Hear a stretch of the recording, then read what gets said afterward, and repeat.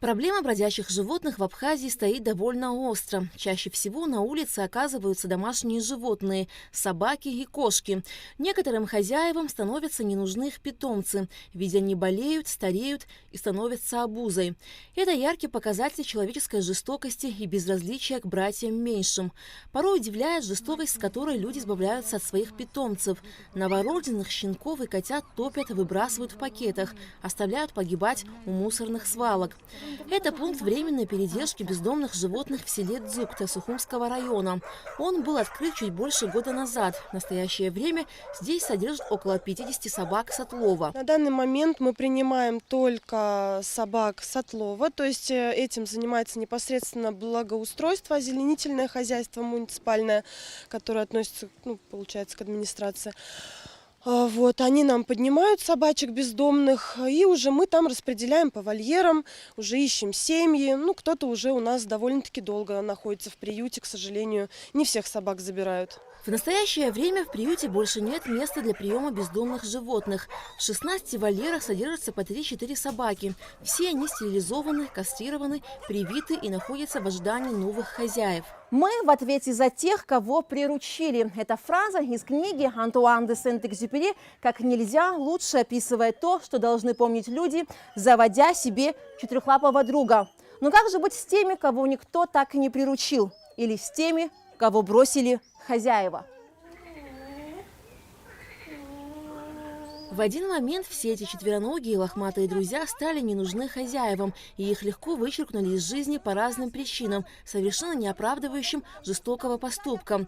Среди брошенок есть и породистые собаки. Проходя между вольерами, невозможно не уловить этот грустный, просящий о ласке, любви и свободе взгляд.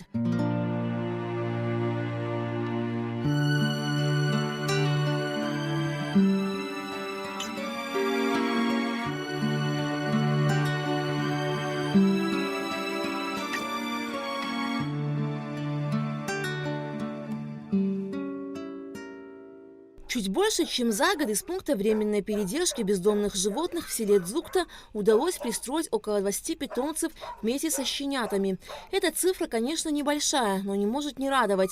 Приют находится на содержании администрации Сухума. Также волонтеры и неравнодушные граждане помогают сборами. Собак здесь кормят один раз в день. На выгул выпускают, но редко. Собак мы стараемся выгуливать, конечно же. Естественно, происходит это не ежедневно, но по возможности стараемся как можно чаще.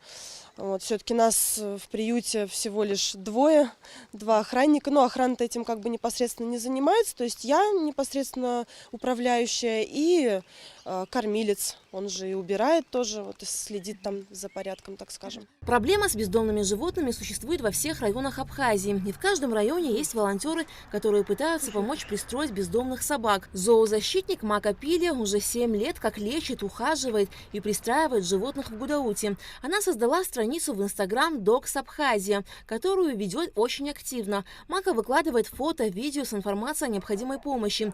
Также осуществляет сборы на лечение и стерилизацию бездомных собак. Зоозащитник уже и не помнит счет всех четвероногих, кому удалось помочь не только вылечить, но и найти им новых хозяев. Был период, когда я вела и в журнал записывала, и создавала хэштеги, но когда уже перевалило за 400 или за какое, это даже уже невозможно было запомнить. И то есть даже ты понимаешь, ты знаешь ее историю или что-то какой-то момент ты вспомнить не можешь, думаешь, ладно, она есть, слава богу, периодически присылают приветы. В разных они странах не одна собака, а их десятками собак. То есть это, например, Германия, это уже мы умудрились и в Англию попасть, и во Францию. Только интернет, да. И общение и знакомство с людьми, которые также в волонтерстве, мы все взаимодействуем между собой. То есть я являюсь куратором в Абхазии, делаю все необходимое здесь, затем мы договариваемся с человеком, если он готов дальше изначально принимать участие в жизни собаки. И, естественно, я уже досылаю, это будет Москва, Питер, и оттуда мы уже готовим в разные страны. Естественно, сообща. То есть я концы не теряю. Другое дело, если уже семья, которая в Европе у них там немножко свои законы и правила, то есть мы не имеем права их теребить, там тревожить. Вы знаете, к сожалению, я не знаю, почему, с чем это связано, наш еще народ настолько не готов. То есть они подкидываются, так скажем, на мимишность, на красивые фотографии маленьких щеночков, они такие прям, они хорошенькие, их там возникают другие эмоции. Из щенка-то собака вырастает в итоге.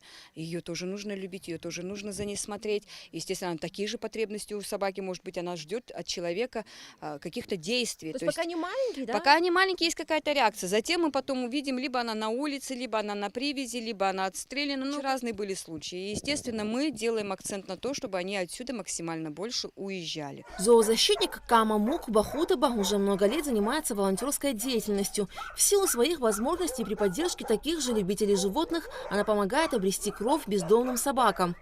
Я очень люблю животных, я сама работаю экскурсоводом, и вдоль шоссе очень много выброшенных щенят, всегда. Я когда еду на работу, я всегда смотрю по сторонам, какая сбитая собака, какая выброшенная. Я всегда, если я не могу сбитой помочь, я звоню волонтерам, значит, они приходят, подбирают ее, а щенят, которых выкидывают, я беру с собой и устраиваю. И я вот понимаю собак, я понимаю по глазам, они лишены речи, дара речи, да, вот, но я понимаю с полуслова, со взгляда, когда собаке плохо. Вот я подобрала щенят, никогда этот взгляд я не забуду, никогда. Вот я пристроила тут же их. В Абхазии есть еще один приют для бездомных животных в Гагрском районе, где также помогают брошенным на улицу питомцам. При этом зоозащитники отмечают, что создание приютов для бездомных животных не решает все проблемы. В этом вопросе главное повлиять на самосознание людей, чтобы они относились к своим питомцам более ответственно. Людям кажется, что вот надо их посадить и отправить в приют, пусть они в приюте сидят. А я считаю, что надо этих людей просто пригласить в приют, и чтобы они посидели напротив этого вольера, полминуты достаточно, и у них просто это из головы вылетит, как они вот, тут же расхотят, и даже не то, что там приехать как-то навестить их, а даже от одного желания они просто избавятся. Это невозможно. Они сидят метр на метр в этой клетке. То есть дай-то Бог, если еще их выгулили, дай-то Бог, чтобы если еще как-то внимание им уделили. У них же психика меняется. Они даже ходить не могут от того, что у них не задействованы мышцы, и у них они просто атрофируются. Да. Здесь, соответственно, работают девочки, они информационно распространяют информацию, они периодически выкладывают в группах, как и Саида Оторба, у нее целый огромный приют, но она находит и время, и силы для того, чтобы параллельно пиарить, и до сих пор она отправляет в разные страны. Мы действительно делаем то, что в наших силах. То есть не так, что вот взяли их с улицы, и они сидят там до посинения, и все. Нет. Соответственно, мы уже как бы хотим и просим, мы просим людей, чтобы они не выбрасывали своих собак, не выбрасывали своих питомцев. Никаким образом это вообще никак, мы не приспособлены для того, чтобы принимать такое огромное количество, чтобы забирать на передержку, это невозможно сделать. В приюты невозможно сделать, все битком забито, действительно. И менять надо в первую очередь сознание людей. То есть не как строить. это сделать, по вашему мнению? Необходимо вводить в школе обязательно уроки добра, максимально учителям находить время беседовать с детьми. То есть это новое поколение, которое будет нести то же самое. Это получается, что будет круговорот бесконечных вот этих вот проблем. Естественно, главы администрации, естественно, закон о защите животных, естественно, направить какие-то структуры, чтобы это все отслеживалось. Я знаю некоторых людей, которые занимаются разведением щенков. То есть этого человека взять обязательно под уголовную ответственность. Он занимается разведением. У него ни лицензии, ни разрешения. Где эти щенки? Мы в основном их подбираем. Они выброшены. Он скрещивает якобы с Курсхаром, Курсхар. В итоге получается непонятно, что и они на улице. Вот просто вот приводить таких людей сюда, и знаете, вот в принципе 3 минут здесь достаточно, чтобы поменялась идеология. вот Приют ваша- это не выход. Это временно можно, пока ты не обустроишь. Вы видите, им нужна свобода, любовь, им нужна, а в приюте этого нет. Приют, я соглашусь, это не панацея. То есть люди в первую очередь должны ответственно подходить к своим питомцам, к содержанию их. На сегодняшний момент это огромная проблема не только в Сухуми, во всей Абхазии. Очень много бродячих собак, да не то что бродячих, очень много домашних собак, которые на самовыгуле. Соответственно, они тоже ведь приплоды дают. Очень много выбрасывается щенков. Мне каждый день производятся звонки на телефон, то щенки нашли. просто даже вот люди своих щенков хотят отдать, вот у них родила собака, вот они не хотят с этим, ну вот родила и родила, проще выкинуть, то есть а как-то более кардинально решить проблему люди не хотят. Часть бездомных собак сбивается в стаи, и ведут себя такие животные довольно агрессивно. В поисках пищи голодные собаки могут напасть и на людей, и такие случаи, увы, имеют место и в Абхазии. Жители нового района Сухума обеспокоены возросшим количеством бездомных животных. Так бродячие собаки нашли себе кров в здании бывшего детсада. Сейчас вечер мало, а днем их около 20-30 штук, не меньше. Стаями ходят, да? Конечно, это не один, не два, не три. Это ужас. В нашем районе невозможно, особенно в этот двор. Дети уже не могут гулять, ходить. А бывали случаи, когда они нападали на людей? Конечно, сколько раз. Если которые кормят, хотят, пусть забирают домой. А если не хотят, пусть отправляют в приют. Ну, расстреливать я, например, не то, что против. А вы знаете законы, какие у нас вышли, и никто нам не дает, и вы их обстреливаете. Вот и все, проблема на этом. Я вообще не против собак, конечно. Я люблю животных, все, но то, что происходит сейчас у нас на новом районе, вот именно здесь, вот этот садик заброшенный, там собачий хутор у нас. Там они уже оплодились, я не знаю, там их очень много. Здесь есть женщины, которые их кормят, смотрят. Я бы тоже смотрела в этих собак. Ну, столько собак, а сейчас летом особенно будет очень опасно. Бешенство может быть. И как потом, ну кто будет отвечать за этих собак? Те люди, которые этих собак держат, пусть стерилизуют они их. Конечно же, немало и тех, кто подкармливает животных. Роза Камкия со своей подругой не только кормят собак, но и стерилизуют. Что хочу сказать, чтобы стерилизовать собак, и меньше будет щенков. Если все будем стерилизовать, если у меня подруги есть, волонтеры есть, они помогают. Скажите, вот все те собаки, которых вы подкармливаете, вы все уже их стерилизовали? Они уже у них 5 собак. Все стерилизовали с подругой. Я хочу, чтобы приют еще побольше вот этих собак, которые бездомные, чтобы взяли бы и там они держали бы. А так и растет, и растет.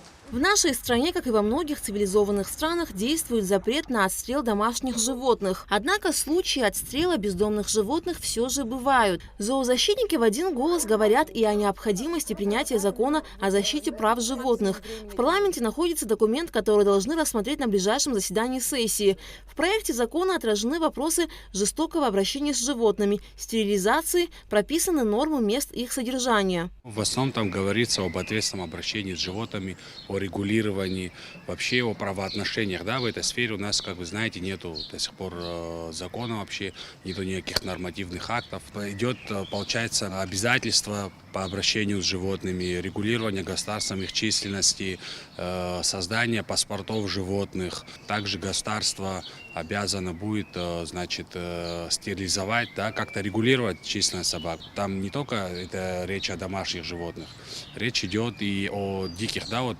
животных, и особенно в курортный сезон мы часто видим, да, вот всяких экзотических животных у нас в городах курортных часто видим, и как с ними обращаются, да, колят всевозможными препаратами. Там тоже все это у нас будет прописано в законопроекте. Говорят, что животные для нас всего лишь страница в жизни, а мы для них и есть целая жизнь.